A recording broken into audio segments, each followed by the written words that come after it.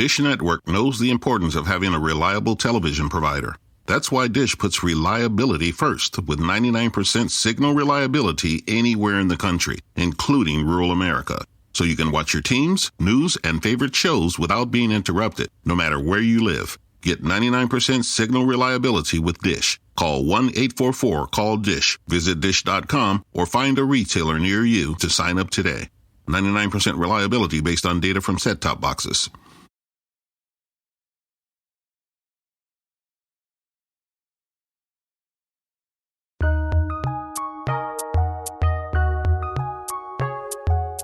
Welcome to the Fantasy NBA Today podcast.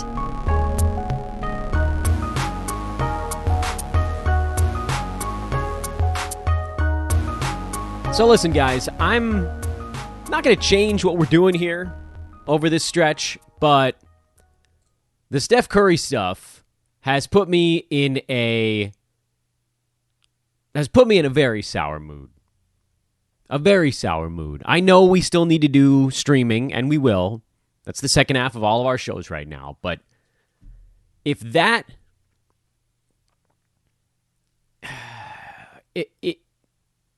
If that's the thing that decides your league, I don't know how you don't switch to Roto.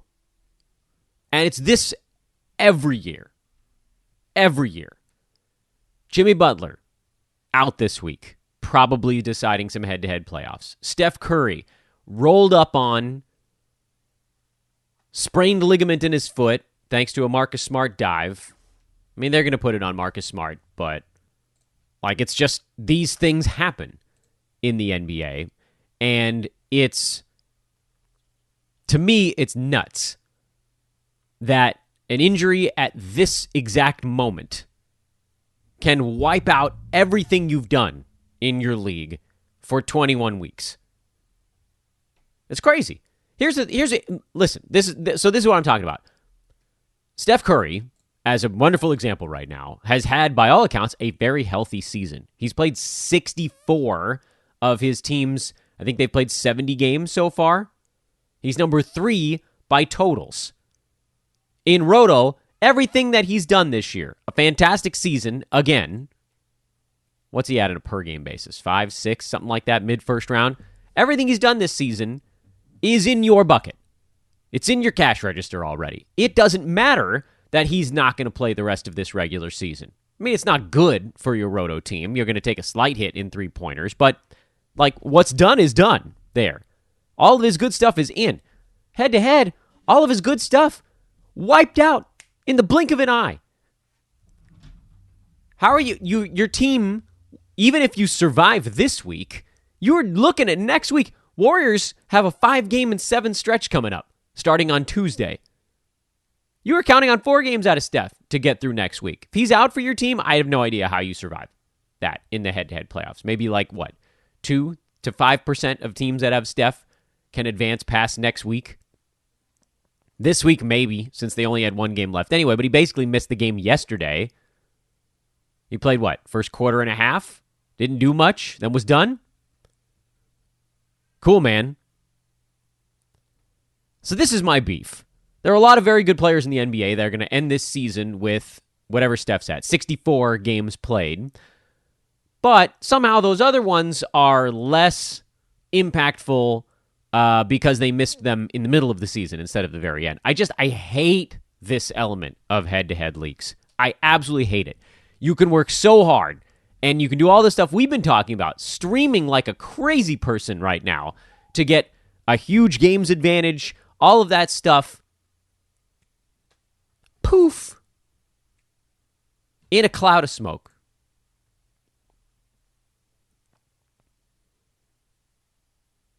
In a cloud of smoke.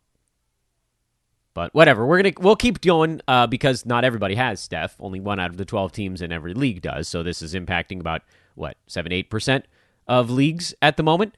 But man, that sucks. If you're in the playoffs and you have Steph, you're probably cooked. Sorry, that's just the way it works. If you're in a Roto league, you have Steph. Hey, guess what? We'll figure this out. Let's move through the Wednesday card pretty quickly. The streaming side, I think, actually has the bigger pieces of the puzzle here. We talked Steph already, so we might as well just talk about that ball game, and then we'll roll back to the beginning of the Wednesday evening slate. No real news on the Celtics side. Everything stays the same in terms of valuation. Horford just had a down ball game. He'll be fine. Warriors side, Andrew Wiggins was out, so we got to see a ton of Jordan Poole here, and that's going to be the case going forward. It's going to be a lot of Poole, a lot of Klay Thompson, a lot of Andrew Wiggins, and those guys will pick up Steph's big old chunk of shots. Gary Payton sounds like he's due back on the weekend. They've got a game, like we said, they just have one more this week over the weekend. I'm not adding him until I see what's going on in any format, head-to-head or Roto. Although I will say, if you grab Gary Payton and he actually does come back over the weekend and you can ride him into that 5 games in 7 day stretch, that's probably good enough. A lot of guys become worthwhile in a 5-game week, effectively, even if that stretches over 2 different scoring periods, provided your league goes that far. That's the caveat on all of this stuff. I mean, basically anybody on the Warriors playing 20-some-odd minutes, if you give them 5 games in 7 days, you just think about it from a minutes standpoint. Somebody playing 22 minutes, 5 games of that is 110 minutes in a week. That's big. That's like a starter-level guy having like 4 games in that week, pretty much. Pretty close to it. So Kevon Looney would obviously be a stream in there. Draymond, even with his minutes cap, would be a go. If Otto Porter really does play 24 minutes, he would be a go. Jonathan Kuminga probably becomes one. But we'll address that, I guess, more early next week when we talk about that Tuesday start for them. And by then, we'll have the Saturday game under our belt. We can kind of look at what happened with like Gary Payton and anybody else and who actually does make the cut. Spinning it back around to the front of the evening, Danilo Gallinari hurt his bicep and left halfway through. He's questionable for the next ball game. DeAndre Hunter just gets a whole bunch of workload if both Gallo and John Collins are out, which is kind of what it looks like it might be. Anytime Gallo is questionable, I assume he's not playing. On the Charlotte side, no big surprises. Montrezl Harrell had a better ball game after having kind of a couple of down ones. Charlotte, I believe, also has a really good schedule coming up. Just 4-gamer next week. So nothing over the top special, but he might push back onto the radar a little bit. Not targeting him in a reason. Philly at Cleveland. Tobias Harris bounced back. He was better, did foul out in 39 minutes here, but good to see him kind of getting back on the good foot. Cleveland, Karis LeVert slowly working his way back into shape. He's a guy that needs to be rostered and held, and no other changes from that one. Denver, Washington, no real changes there either. Bones Highland has been scoring at a pretty good clip here lately. His efficiency's been very high. His minutes have been trending up, although blowouts have certainly had a part in this for Bones. I'm not adding him. I'm not. Denver's schedule has been decent enough, but they roll into a 3-game week next time. They're every other day, basically from now until the end of time. And Michael Porter Jr. might be back by Sunday or Tuesday. That starts to cut into any of these guys' stuff. If Jamal Murray shows up at some point in there, it's just no reason. Schedule's not good enough to warrant a move on the Denver side with guys coming back. And frankly, as guys come back for the Nuggets, I don't think Will Barton becomes startable anymore, if he even still is now. And with Washington, I know we got better stuff, but garbage time had a lot to do with it. Avdia, Hachimura, those guys did better. They were mixing and matching just to try anything to hang with the Nuggets. It wasn't working. KCP actually had a better ball game than the numbers might indicate. He missed 2 of his 4 free throws, and that kind of sagged it, but hit 2 threes, had 2 steals. He generally did the stuff we're good with. Porzingis missed some free throws, same kind of story. It's the same guys, just 3 Ks there on that team. Kristaps, Kyle, and Kentavious, those are the guys I would start on the Washington Wizards. By the way, don't ever talk about players with the letter K 3 times in a row. Lesson to be learned here midway through a podcast. We're going to go with the last names from now on. Which, by the way, interesting footnote, last name acronym is Kentavious Caldwell Pope's initials. Kuzma, Caldwell, Porzingis, KCP. Easy to remember. If you look for it, every day has a cause for celebration. Celebrate a friend, got a promotion, had a baby, got married, life, who cares? Celebrate yourself for keeping the couch warm. It's no easy feat, especially if that's a big couch. Or maybe you just want to celebrate living in 2022, where you can get beer, wine, and spirits delivered from Drizzly in under 60 minutes, 1 hour, without leaving the aforementioned couch. Right now, Drizzly is giving all new customers $5 off their first order with code FAST5. Yeah, it's like the movie franchise, FAST5. So download the Drizzly app or go to drizzly.com, DRIZLY.com, and use promo code FAST5 for $5 off your first order. Look, it's the most convenient way to get beer, wine, and spirits. 60 minutes! 60 minutes! That's ridiculously fast. I can't do anything in under 60 minutes these days. It's the #1 app for alcohol delivery. It's so convenient. You can shop across different stores. You can choose from a huge selection and get the prices you want, get the best deals, and turn your casual night at home into a much more relaxing casual night at home. I don't know, man. The weather sucks, or nobody wants to go out these days. It's been a weird couple of years. You're cooking. Whatever it is, this is the solution. Drizzly.com or the Drizzly app. DRIZLY. Again, use promo code FAST5. Get $5 off your first order and get beer, wine, and spirits to your doorstep in under 60 minutes. At Kroger, we believe in higher standards for fresh. So we do up to a 27-point inspection on our produce. Like for oranges, we check for scarring and sunburn, allowing only the best produce to reach our shelves. Because when it comes to fresh for everyone, we believe the juice is worth the squeeze. Kroger, fresh for everyone. And now you'll find more ways to save on your favorites. When you download digital coupons, you can use up to 5 times in one transaction. Kroger, fresh for everyone. Here's something of note. First of all, it was good to see Emmanuel quickly bounce back for the Knicks. That was one I don't remember if I said it on the podcast, but I definitely put it on social at Dan Bespris, that I trusted him to bounce back because it really does seem like of all the guys on this team, he's the one that sort of won over Tom Thibodeau. Now, this is a gimme of a basketball game, but they got it. You know, when a tap in is a tap in, you tap it in. Shout out Happy Gilmore. Just tap it in. But if there was any fear of quickly slowing down a little bit, he put that to rest. He's also shown himself to be pretty good at getting to the free throw line, and he's good there. So that's helpful. We're seeing more assists, and with Derrick Rose out basically indefinitely, that has landed him back in good fortunes here. Evan Fournier warming back up a little bit. This might be an opportunity to potentially stream him until he cools off. But you also have to look at the opposition. Portland is very bad. They are attempting to lose basketball games, and they did so. Knicks have the Wizards tomorrow, Utah on Sunday, so the rest of the schedule this week is a little bit iffy. Kind of one good, one bad. Next week, they've got 3 pretty high-scoring games on the docket, so that might be your better opportunity if you wanted to take a plunge on New York, and they go 5-7 games starting on Tuesday, just like the Warriors do. On the Portland side, Drew Eubanks had 10-9-5. He's fine. Again, he's a low-end center. Josh Hart cooled off a little bit, but he remains a hold. Trendon Watford slid over to small forward with Justice Winslow back, and he was still fine, if unspectacular. I think we kind of knew this was going to be a tough one because the Knicks actually try to play defense.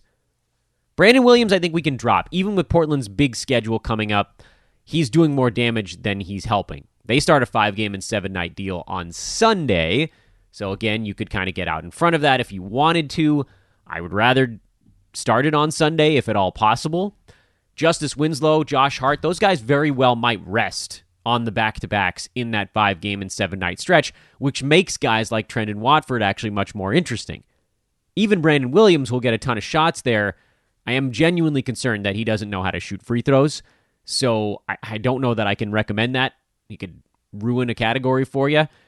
But here's the other side. Chris Dunn looked really good in 28 minutes in this ballgame. If he plays 25 minutes or more tomorrow, Friday, I would add him in all formats for their big schedule coming up, particularly head-to-head, because we've seen over the years, if Dunn gets starters minutes, he is hyper elite in steals, like top 10 in the NBA steal rate type of guy. And on this terrible team, he'll get a chance to actually orchestrate a little bit. So you might see 5, 6, 7 assists on a night-to-night basis. You do that 5 times in 7 days, that's a week winner. If he drops in and gets you 10 steals in a week, 5 games, he could get you 10 steals in 5 games. It's actually on the table for him. This is something I would look at a lot. And it's something I would look at for the end of this week also. Like, maybe you don't pick him up on Friday, tomorrow, because that's an overload day. But if you have someone whose week is over after Saturday, maybe one of those Pistons we've been picking up, switch it over to Chris Dunn. Get yourself an assist and steals mega boost the last day of the week. Very much something to keep an eye on. And as Winslow's minutes ramp up, that's another thing to sort of put in the back of your head. Who really gets nailed there? It seems like it might be CJ Elleby, but we'll see. Because this one, he had a minutes cap around 20. I think they'll probably try to lift that quickly because he didn't miss that much time. A couple of weeks, was it? 2-3 weeks for Justice. But they're going to go easy on him. So he's not a must-roster guy. He was so good before going down with the Achilles stuff, but they're going to be very gentle there. And he's going to need to get up into that 30-minute range to be fantasy relevant. We've seen it before because the percentages are not good. So he kind of has to overwhelm those with rebounds, assists, steals, threes, things of that nature, which, there ain't enough time to do that in 24 minutes on the floor. Dallas beat Brooklyn. Spencer Dinwiddie had himself a nice ball game. Actually, all 3 of the guards did. Dinwiddie, Brunson, and Doncic. Dorian Finney-Smith cooled off a little bit. I think all 4 of those guys are holds for now. Obviously, Luka. Sorry, we don't talk about him. Luka's had a crazy strong second half to his season. Can he start next year a little bit more like this? Maybe come into camp not rotund? Because good Luka is real good. Field goal percent's better. Goran Dragic here, he might be startable in home games, which they have a couple more of. You can look at Brooklyn's schedule. It's a pretty home-heavy list the rest of the way. They've got Portland tomorrow, Utah on Monday. They're on the road for 2, and then they're home for 3, 4 of their next 5, I think 6 of the final 9, 6 of the final 8, something like that. So they're home a lot. I don't think Ben Simmons is showing up. Doesn't seem like he's playing this year, which, Brooklyn, yikes. Bruce Brown is a go. KD's obviously a go. Drummond is a go, much as I hate his overall game. 20-some-odd minutes a night. He can get you enough rebounds to be a fantasy player. Nick Claxton actually was much better than Drummond from a guarding the perimeter standpoint, from a protecting the rim standpoint, just not a rebounding side. That's it. So I do wonder if there's any point where things flip in Brooklyn. Hasn't happened yet. Claxton did have more minutes in this game, but he really does need basically full starters minutes to have fantasy value, and he didn't quite get all the way there. Dragic, to me, is the one that's closer. Between he and Claxton, he's closer to someone you'd have to consider. Of course, streaming side, Brooklyn's done this week tomorrow. Then they've got a 4-gamer next week with, again, 2 of those on the road. So this is very much like would I pop Dragic in for one Roto game against, if we can find a bad defensive team? Maybe, because they're playing Portland tomorrow. That's a game they should win easily. And if Dragic comes out there and takes 16 shots, even with the fact that he has typically bad percentages and, the steals and blocks are on the low side, he might be worthwhile on the Roto front, especially if you're trying to make up games cap. A 1-gamer out of Dragic, then you just punt on him. You move on the next morning. It's a fantasy one-night stand. Just make sure to take your clothes on the way out. Phoenix beat Houston 129-112. No Jay Crowder. I got to think he's back for the next one. This felt like a rest game. I know they gave it an injury tag, but this was a road game in Houston. They knew they were going to win it. They got Chicago at home tomorrow. They're in Sacramento, and they're off for a couple of days. But it is good, certainly for Phoenix, to know they've got a capable backup there in Torrey Craig, who came in and had a huge ball game. A perfect night. Went perfecto. 8 of 8 from the field, 2 for 2 at the free throw line. Do you think that's happening again? I have this lovely bridge. And guess what? It's for sale. No changes on the Houston side. Christian Wood was not very good, so Alperen Şengün got to play a little bit more. It was also a blowout, so Şengün sees more minutes in those. Blah, blah, blah. Houston's been a train wreck for fantasy value pretty much the entire season. At least Jalen Green has been good since the All-Star break. Lakers, man, is there anybody worse? They are the worst team in the NBA right now. I say whatever you want. They're the worst team in the NBA. THT left early with an ankle injury. Would it have mattered? No. Melo missed some free throws. Otherwise, his game actually would have been fine. LeBron missed everything he took. Just maybe his worst game of the season.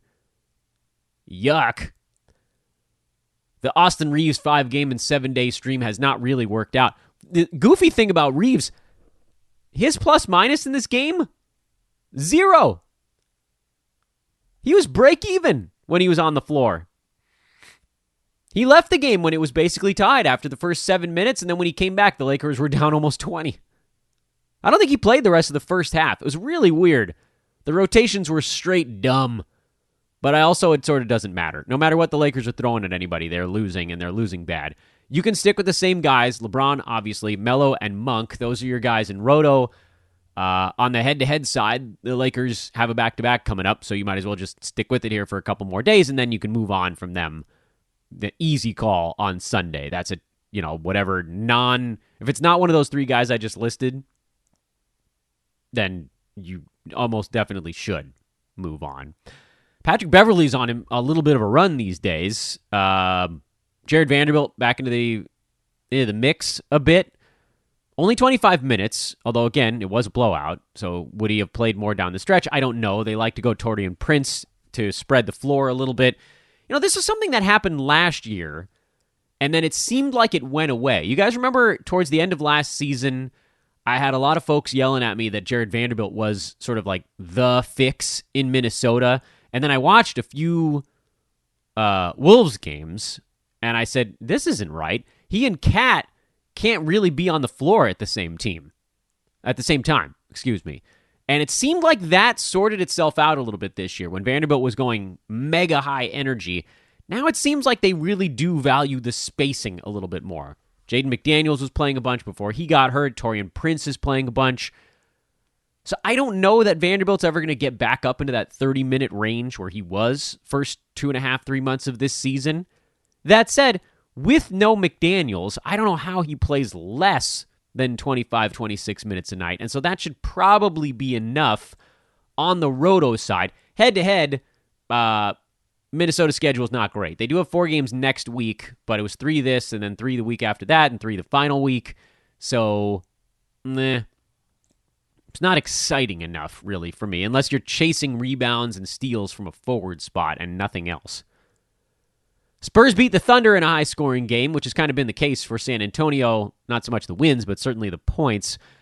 Josh Richardson, who's been filling in for Doug McDermott for a couple of games, he had a really bad one, and then he had a really good one. And so I got a bunch of Richardson questions. I'm not adding him. I know I put him on my watch list a couple days ago, and then he came out and just laid a serious dud. Basically because I don't think the Spurs are promising him starters minutes on a night-to-night basis. If he's playing well, they'll leave him out there. But if he's not, they don't have to. I can't trust that, especially on the Roto side. Head-to-head, at least they had a 4-game week, but then they roll into a 2-game week next time around. So head-to-head, there's no case to be made for Richardson. Roto, there's a small one, but I would leave it alone. And then with OKC, Isaiah Roby started, but only got to play 7 minutes per half. I don't know what's going on. They really, really, really want to lose these basketball games. If they really did, they should just bench Shea, but he's playing right now. Baisley's playing as well. Those 2 guys are starts because they're the last men standing. Pokuševski's close. This was a better ball game. But there's always the specter of the missed free throws, the missed shots. He really still, to me, profiles more as a dynasty guy than someone that needs to be rostered the rest of this season. Utah beat Chicago. Alex Caruso's having some trouble finding his form here. He's a hold in Roto. He's a drop in head-to-head because their schedule stinks. Dosunmu, who we'll talk about Chicago more when we get into the streaming stuff. I think you hold on to him probably for tomorrow's stuff if he's going to make your overload roster.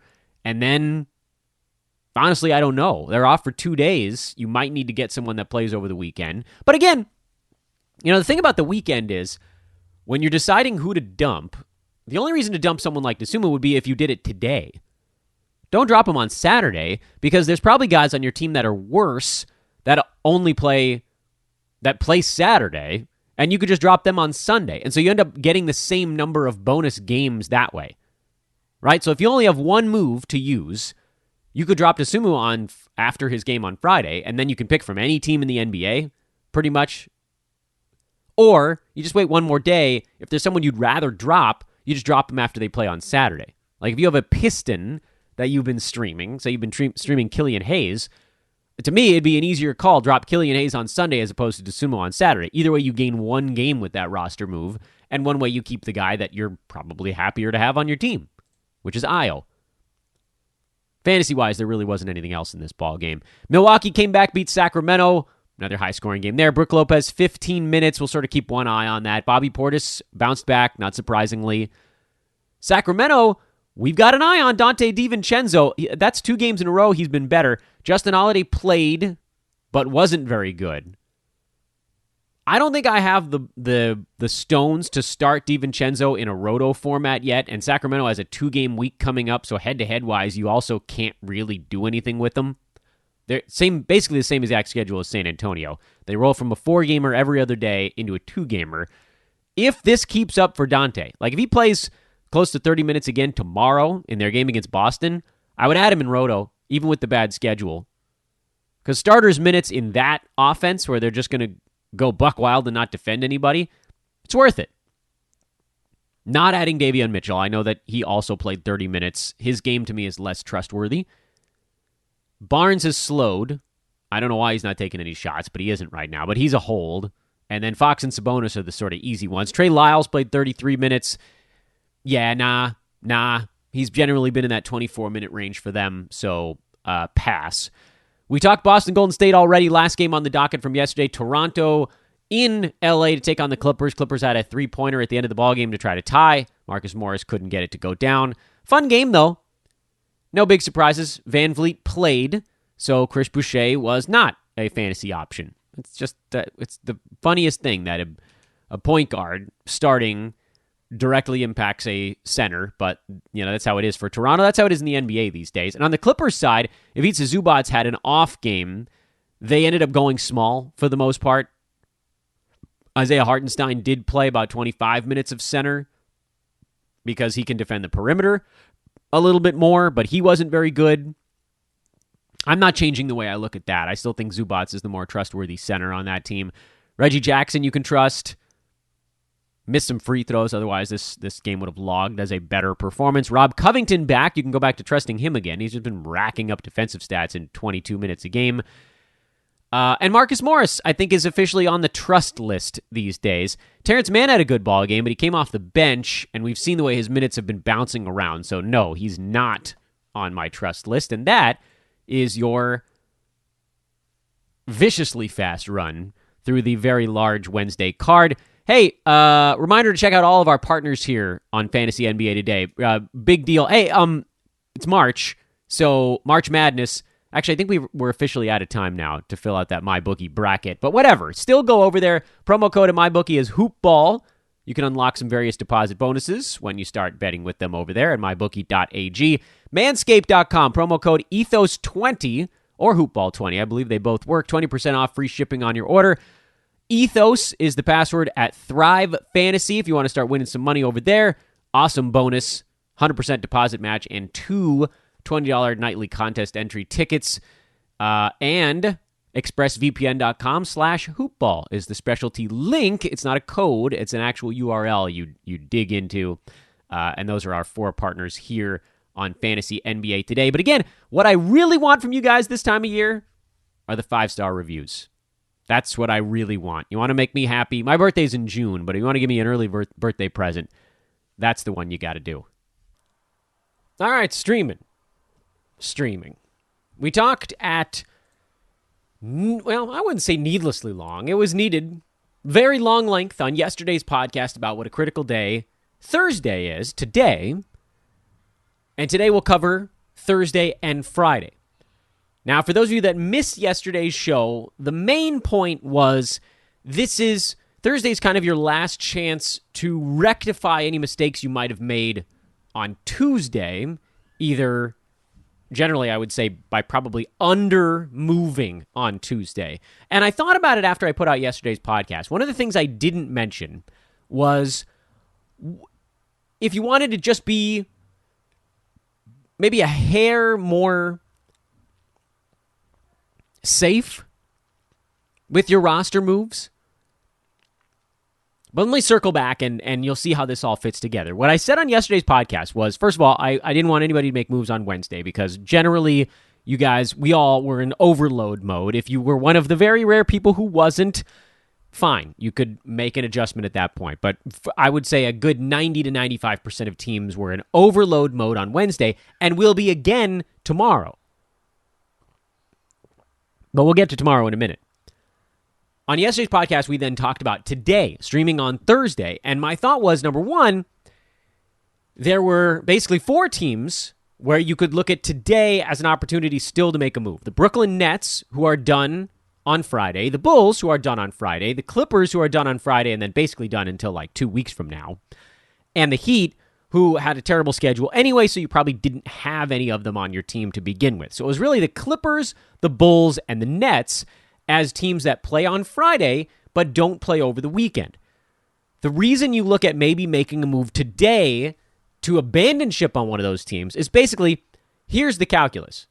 If those guys, if a guy on the Nets, the Bulls, or the Clippers on your team is not in your overload lineup tomorrow on Friday, that basically means you're dropping someone who isn't playing for you the rest of the week in favor of someone on Detroit or Orlando, the only 2 teams that play tonight that will play twice.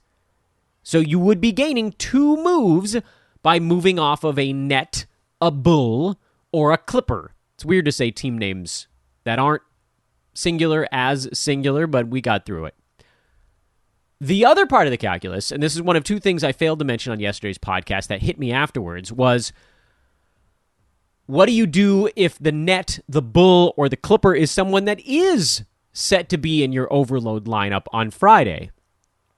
Then the calculus becomes, well, switching them for a Piston or a Magic gains you 1 game for sure, and then also would gain you a second game minus the difference, follow me on this is weird, between the player you drop, the Net, Clipper, or Bull, and the player that moves into your overload lineup to replace them. For example, let's say you have Ayo Dosunmu on the Bulls, who's someone who's been pretty good lately, but not great. That one feels like a pretty easy decision. But what if you're sitting on someone like Marcus Morris, who's actually been pretty good for the Clippers lately? Or let's make it even harder. Let's say it's Reggie Jackson. Now we've made it really complicated. Let's say Reggie Jackson is the guy you're looking at. He's been great. He's been playing 40 minutes a night. He's been putting up 20 points and 7 or 8 assists. He's been doing more than that lately. He's going to probably be in your overload lineup tomorrow.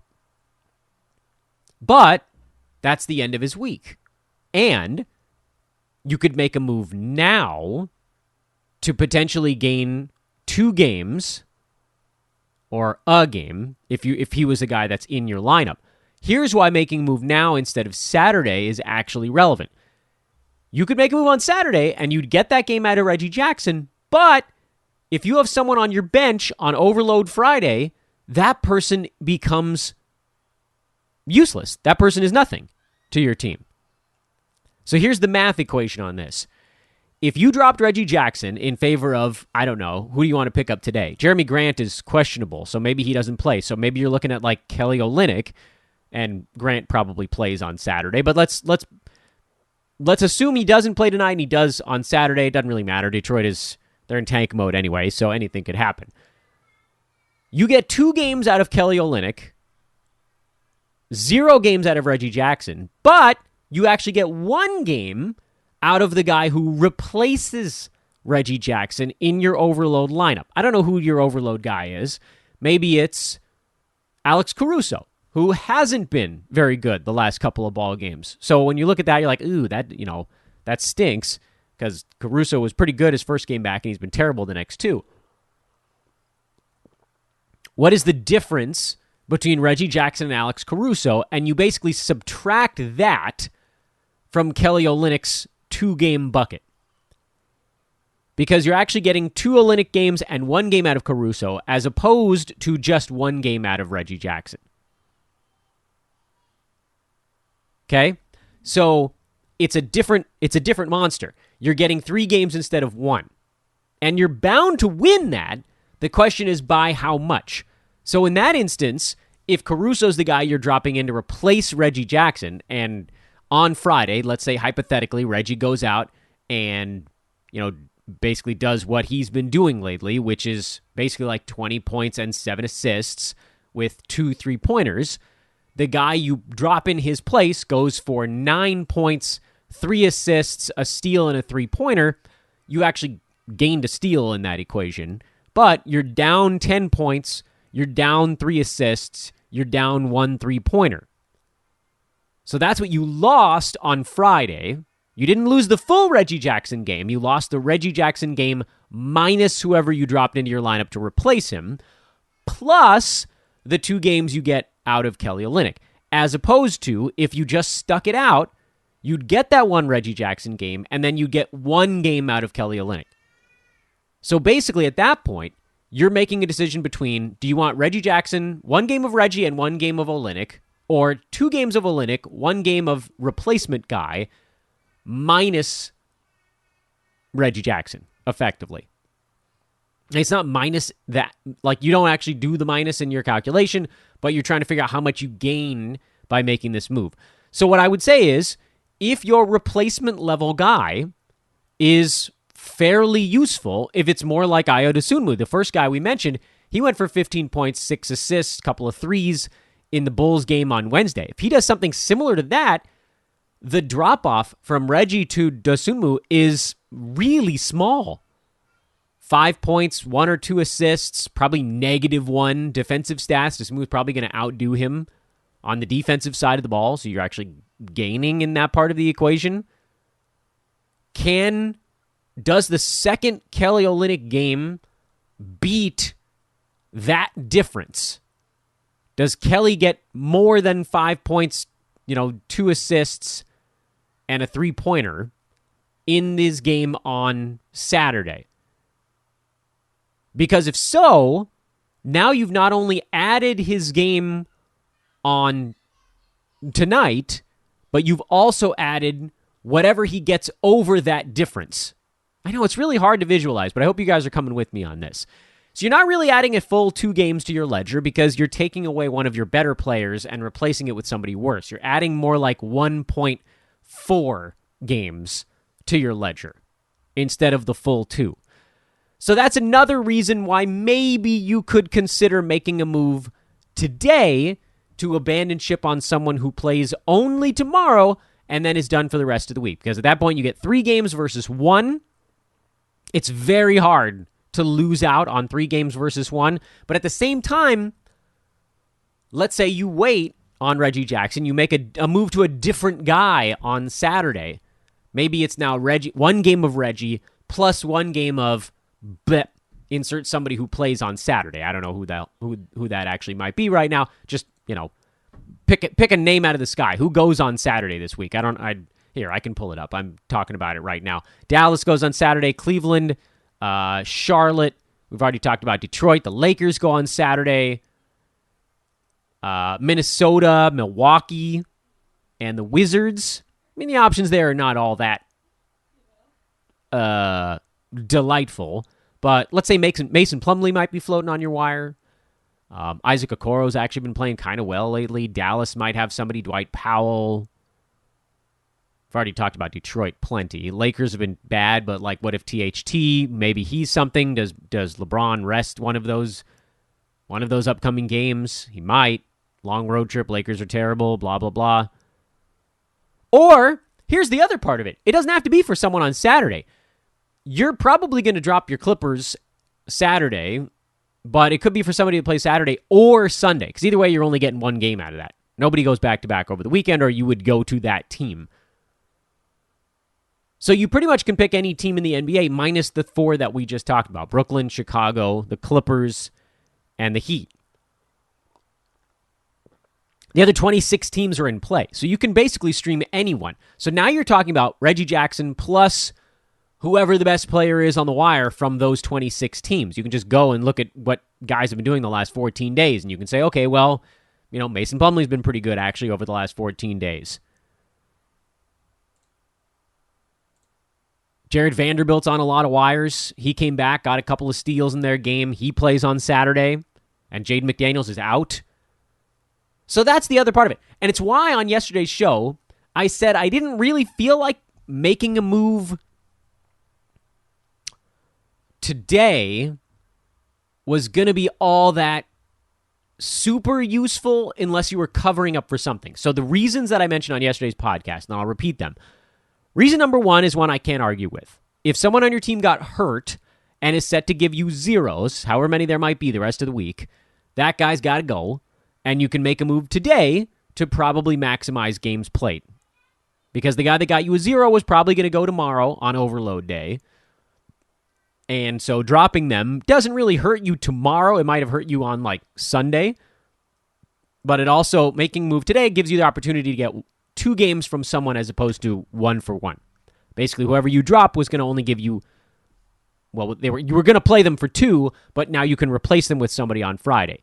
So you could actually gain a game played despite the fact that someone on your team got hurt. That's kind of a nice little footnote. Usually you lose games when somebody gets hurt. You can make a move here and you can actually salvage some stuff. The other reason would be if you have an overload player that isn't very good, meaning they didn't make your top 10 to start anyway, so they would only be getting 1 game the rest of the week. If your overload player is on the Clippers, the Bulls, the Nets, or the Heat, then this is a very easy decision. If your overload player is Alex Caruso, drop him for someone who plays today and Saturday because you're going from 0 games to 2. That's an easy one. But if your overload player is on a team that goes 2 times, Friday and either Saturday or Sunday, you're dropping that player for someone today that goes twice. So you gain 1 game there as opposed... And that's generally worthwhile. I know we've talked on this show about how you really want to gain 2 games when you make a roster move, and that's why that's something you should have done on Tuesday. So Thursday, tonight's the makeup day. You can still have an opportunity to make some moves for an overload player and gain a game played, or you take the alternate route, which is what we were talking about with someone like Reggie Jackson, where after they play on Friday, then you make the move to someone else. Or if you have some players on your team that go Saturday as their last game of the week, and there's plenty of teams that are that. Charlotte, last game of the week is Saturday. Cleveland, Dallas, Detroit, Lakers.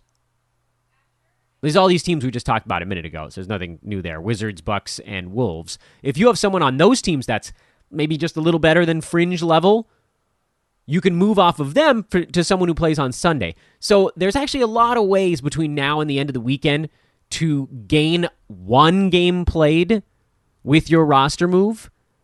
The only real ways left to gain 2 potentially is those teams that are done after tomorrow.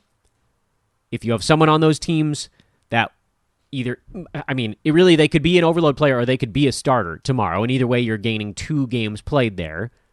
But is it really a full 2? Like we talked about, there's sort of this the downgrade of whoever you're dropping. So it's more like 1.4. That's your best situation for gaining games played. And it's why I talked about it so long on Tuesday's show. I know it was super annoying, and I just kept beating that dead horse, but I kept saying, look, this is the day.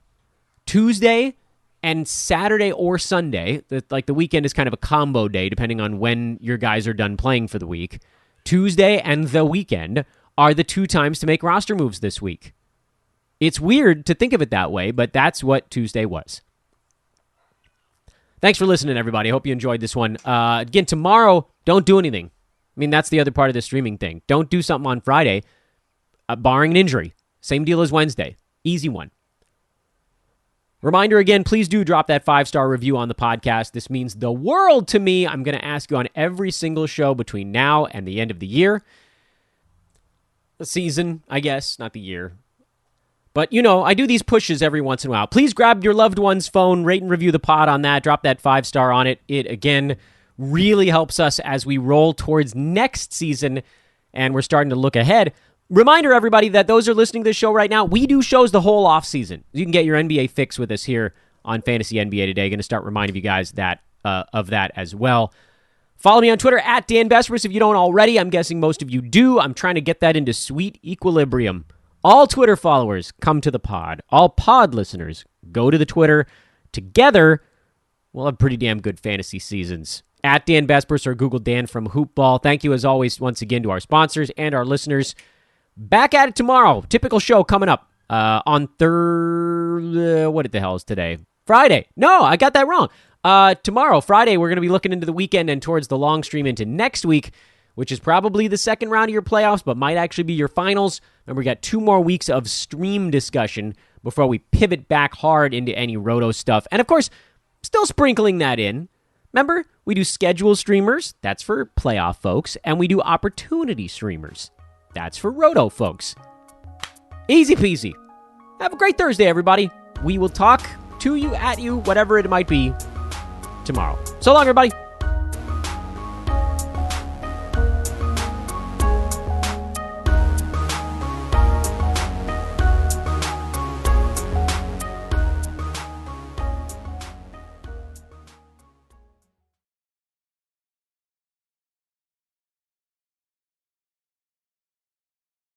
Dish Network knows the importance of having a reliable television provider.